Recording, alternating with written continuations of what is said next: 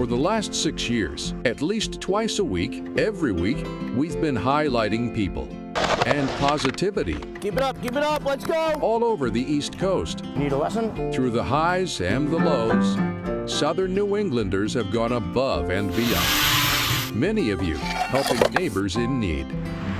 It's those acts of kindness when no one's watching. The giant gestures and acts of inclusion. The moments that mean so much for people who embody and embrace kindness. Look what we have for you guys. Thank you for inviting us along to tell your stories. How's it going? Good morning. As you show us Have a great one, dear. something good. Good evening, everyone. Thank you so much for joining us for our 6th annual Show Us Something Good Thanksgiving special, being brought to you from the beautiful grounds of Confreda Farms. Sit back, relax, and get ready to smile. We're going to be looking at some of our favorite good news stories I've brought you this past year. Now, I've been so fortunate to tell those stories, and I love it so much, we made it our priority to pre-record this before I take my maternity leave.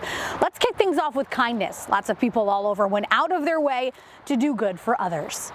After learning homeowners in North Providence were ill and receiving complaints about their yard they couldn't keep up with, local landscaping company 855 Rhode Island Lawns volunteered their services for free. This was one less thing for them to have to worry about. A Taunton mom is on a mission to spread smiles in her community with her Kindness and Grace free flower stand. I love it. It makes me happy. A Lincoln man who suffered a brain aneurysm helps feed his struggling neighbors at the Manville Manor with a community garden he personally planted. People really appreciate it. Hasbro pediatric nurse Mike Giardina goes above and beyond for his patients, making them feel comfortable by giving them free toys he's made at home with his 3D printer.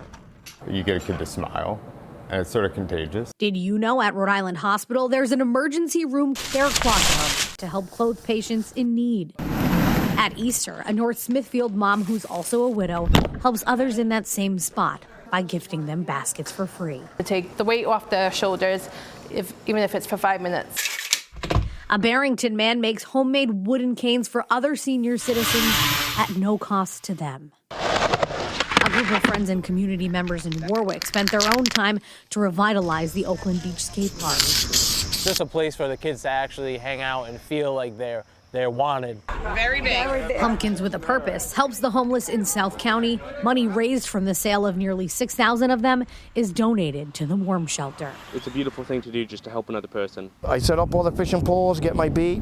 John Grachin of Coventry has spent nearly every single Sunday for the last 5 years. Did you want a hook? Volunteering his time to teach kids how to fish. He gifts them poles and all of the equipment, too. While people of all ages showed us some pretty amazing things this year, the younger generation stepped up to the plate. Local brothers and their friends in South Kingstown spent time baking hundreds of cookies for veterans, calling their effort Tough Cookie.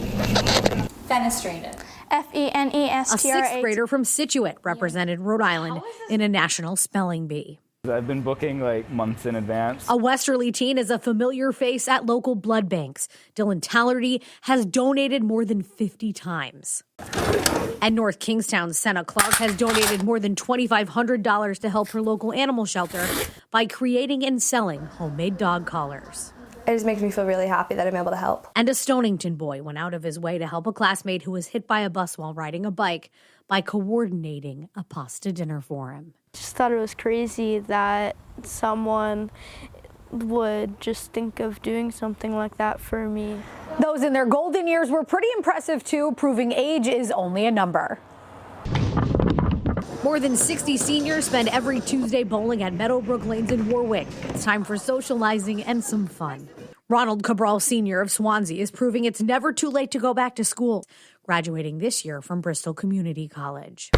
At 98, a Westerly man has become a published author. His book, How's Teddy, is as sweet as he is.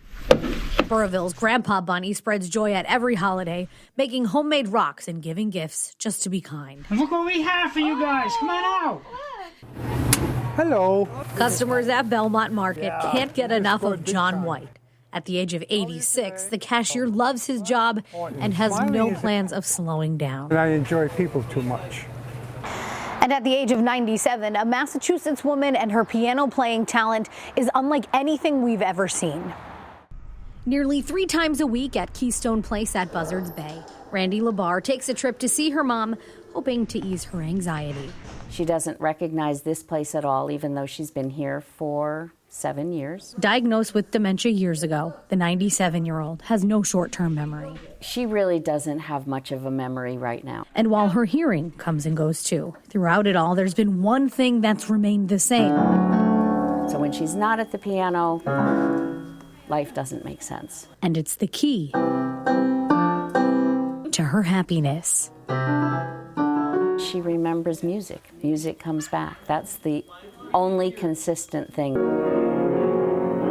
Born with the gift of a perfect pitch since the age of 3, the piano really struck a chord. She gave piano lessons at home. She taught piano in public schools. She composed music, she published music, and she gave concerts. But now, since roles have reversed and it's time for her to be taken care of, Randy started incorporating music during almost all of their visits. It made her feel better. Play more. During one of those visits in the middle of COVID, a video of Elaine's piano playing went viral. Followers and fans grew overnight, the impact most meaningful to her family. Over time, the TikTok page turned into dementia support, dementia awareness. It's for that reason Randy has expanded her efforts. She travels all over Massachusetts sharing her mom's story about music and memory. And so this is my way to share it with other people who are maybe going through the same thing. While each day is different and things get foggy for Elaine, she'll come back with her touch and her tunes. Music is her life. Because living in the moment for someone who's robbed of remembering is an encore worth celebrating. That was great. I can't take away her dementia. I can't bring her hearing back. I can't fix anything else that's wrong. But if I can make her smile, I've had a good day. Coming up, we've seen and experienced a lot of really cool things this year as creativity has come at no cost. The stories that blew our mind after the break. Welcome back to our Show Us Something Good Thanksgiving special. Now to the stories that left us in awe. What the duck? We learned the owner of the Wickford shipyard is the one who put up 5 ducks in the harbor to spread joy. A parrot with a potty mouth was up for adoption at Forever Paws. Hedrix, the blue and gold macaw, is an R-rated bird with his word.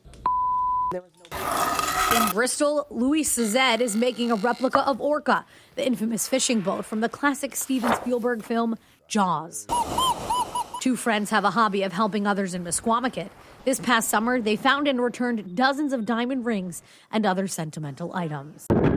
Come clam with me. The Rhode Island DEM played host to several clamming classes all summer, most of which sold out. A Chepachet woman alongside her mom are spreading joy to people passing by with their unique take a puzzle, leave a puzzle. It's really fun. At the age of 4, Hot Rod Jace is turning a lot of heads with his impressive electric bike riding and stunts. This father and son duo make murals that are out of this world, literally. And an East Providence man who bought a boat has transformed it into a pirate ship, calling it not normal. The public can't get enough. This next story is almost unbelievable. The bond built between a Connecticut man and a 4-legged critter. At Dick Clark's Connecticut home, it's apparent everywhere he enjoys the presence of animals. We've got over 3 acres here. A while back, his kids got him a security camera.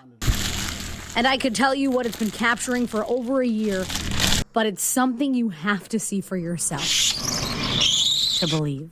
So it's become a hobby with me. I've always loved animals. Last spring, Dick was smoking a cigar outside. This raccoon just came walking up to me. I just was mesmerized by her ability to get that close to me. Then the next night, the critter came back, and every day that followed, he quickly became something like a raccoon whisperer. She came back with 5 babies after a month of bonding, let's say, with myself. From there, a friendship was formed. The raccoon came daily until it was time for its deep sleep. Then, sure enough, this spring, one of the babies remembered their favorite humans.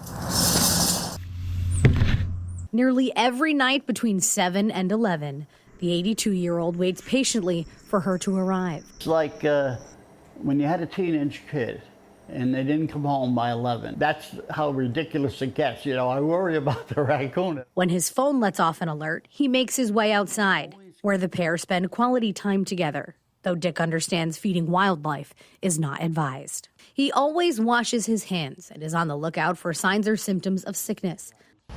Thus far, his furry friend is always friendly. With my therapy, I think. Coming up, the father-son duo that stole our hearts this baseball season, the giant gesture for his dad, and tons of other heartwarming stories after the break. Welcome back. A Cranston man whose dad is unable to make trips to Fenway Park anymore took matters into his own hands despite rooting for a different team. For more than a century, baseball fans all over, including those right here in Rhode Island, know a thing or two about competition on the East Coast. There's nothing better than the Yankee-Red Sox rivalry. Michael Bisono and his 77-year-old dad, Antonio, are a part of the friendly fire, and it's evident all over their Cranston home. If I get something that says Yankees, he expects something that says Red Sox. For 20 years, the father-son duo have attended games annually for their favorite teams at Fenway Park. The majority of the games were Yankee-Red Sox games, but we went to David Ortiz's last game or any special type of nights that he wanted to go. But unfortunately, their trips were put on pause 2 years ago with Antonio's declining health. Last year, prior to the Yankee-Red Sox series, my father had a heart attack. And he was in a hospital for about 5 to 6 months. Since trips to the Boston ballpark are difficult, Antonio watches every game from the comfort of his couch. That is until recently, when a surprise was revealed. He hid it from me. Because for 6 months, Michael went to work bringing Fenway Park to his dad's backyard. I felt really bad that he wasn't able to go to Fenway and have the fun times that we had, so I wanted to do something for him. Using Green Monster colored paint and ordering custom World Series signs, everything was pieced together at his brother's business and brought home for its construction. To me, it was just a beautiful tribute to a beautiful man. He even bought a Fenway Park chair from a season ticket holder, added turf and tables from the actual clubhouse. No detail was left out for his dad. My father means everything to me. Who was left speechless from the giant gesture. Crazy. Oh, I don't know. And just talking about it. Oh, I cry. Makes him emotional. So happy. All summer, the pair have enjoyed watching games on an outside television recently removed as the cold weather comes in. But this is their own home field advantage. The ticket cost, compassion, and a lot of love. You don't take any money with you. You don't take any of your luxuries with you. What you take is your memories and the people that you love when you leave. And one of the biggest moments that I had was seeing my father's reaction is worth more than winning the Powerball to me. As the season continues to heat up and the Yankees and the Red Sox compete for a top spot, these two say they already know where they stand. And baseball's everything to us, and he's everything to me. I hope we stay together for the rest of their life. Shortly after our story aired, the Red Sox invited Antonio and Mike up to Fenway Park for a Red Sox-Yankee game, laying out the red carpet. And sticking with sports, a lot of people did a lot of good while staying active. This was a labor of love in Southeastern. 17-year-old Connor Hendrick, alongside his 76-year-old grandma Deborah Luke, rebuilt a Firebird so he had a sweet ride. I've put my own engines in cars when I was younger, but doing it with my grandson makes it even better. A Situate father and son made their neighbor's wish come true, volunteering to rebuild her family's crumbling cemetery wall. They've been very, very good to me, very thoughtful. Lemonade! An Attleboro 11-year-old sells lemonade every weekend to fund his soccer dream. It's hard to get stuff that you want, but you've got to keep fighting and trying. 8-year-old Ryan Mulvaney of West Warwick ran 50 miles in 50 days this summer, all to raise money for the Make-A-Wish Foundation. It was, really great. A Fall River gym teacher ran 153 miles in 6 days to raise money for MS. And a Situate basketball coach shot 2,400 free throws in 24 hours to raise money for Special Olympics. Keep talking here, keep talking here. Speaking of basketball, Jake Jones, the assistant coach of the North Kingstown High School girls basketball team, is the definition of a team player. He's always going above and beyond. Coaches always try to be there for you, but I think Coach Jake just went the extra mile and did it for all of us because I think he thinks we're his family and we are. And for the last 8 years, Amy Keystone has been the snack lady, volunteering to run the concession stand and donating hundreds of hours of her time to Mount Hope High School. People of all abilities made a difference day in and day out. Diagnosed with autism, Eric Dunn of Bridgewater has gained popularity for his beautiful voice and the singing of the national anthem. Jared Corbett, an employee of Lee's Market, sells birdhouses by Jared. He paints them perfectly, and they fly off the shelves. This business has given him such self-esteem, it's amazing. Michael Coyne of Warwick hopes to be an inspiration to others. He's the owner of Red, White, and Brew. So good to see you again. You as well. Ryan Barron of Smithfield has an eye unlike any other. His photography business is booming despite struggling verbally and physically. He really pushes himself past every limit that I ever thought he would. A Fall River dad is on a mission, making a homemade sensory park for his daughter, offering to make one for the city too. That just would be tremendous. It would be amazing. Welcome to Bigger, Better Bally's Casino. Hope you have a lucky day. Twice a week, every week, Mickey Palmieri greets customers at Bally's Casino. He uses his tablet to talk since he can't speak. Hope you have a lucky day. Me too. When we come back, a story about a friendship formed between a bus driver and one of her students, the rides to remember after the break. Now to our final story. A bus driver for Cranston Public Schools went above and beyond to help one of her passengers mourn the loss of a loved one.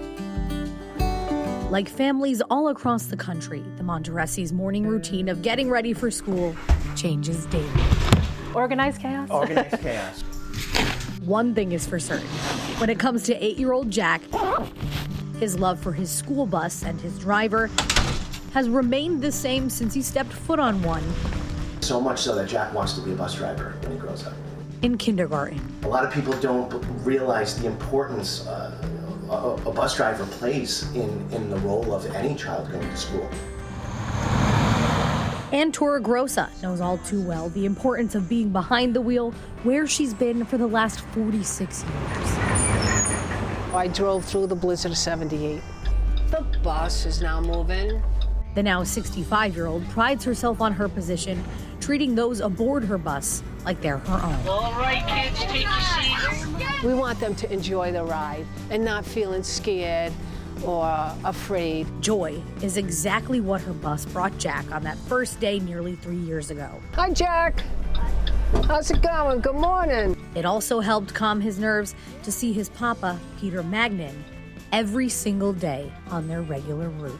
My dad, rain or shine, would go to the end of his road every morning and wave. And we count his steps. His smiling presence, sometimes homemade signs, became a positive part of starting off the morning. I look up in the mirror and I say, what a special bond he has with his grandfather to see that every day. And in return, Anne and her students reciprocated that love. They all sang the loudspeaker, happy birthday. Unfortunately, that was Papa's last birthday. It's been a hard time seeing not Papa. He passed away unexpectedly. His funeral was the day before the first day of school. We were all nervous about how he would be that first day. Not having him there, you know?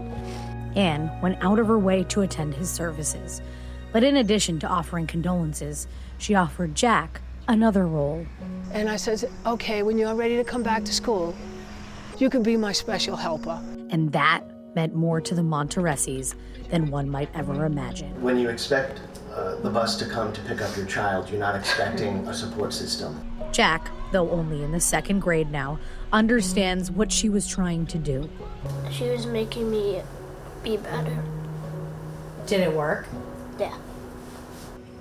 While morning routines look a little different now, with Papa's picture in view and Jack behind her, Anne has helped everyone move forward. I try to make a difference in a child's life, and if I did that, then I know I did my job. She's a driving force of compassion and empathy. It's not that she's an amazing bus driver, she's an amazing person. She's an angel sent from heaven in a bus-shaped cloud that we say all the time. And perhaps it was someone special who sent her. Jack, we'll see you. Have a good night, buddy, all right? See you tomorrow. And that's going to do it for our 6th annual Show Us Something Good Thanksgiving special. We hope you enjoyed the last 30 minutes of good news only. We want to thank you so much for trusting us to tell your stories, and we look forward to sharing many more. Please join us Christmas Day for an entire hour-long Show Us Something Good special. We wish you and your loved ones a happy holiday season.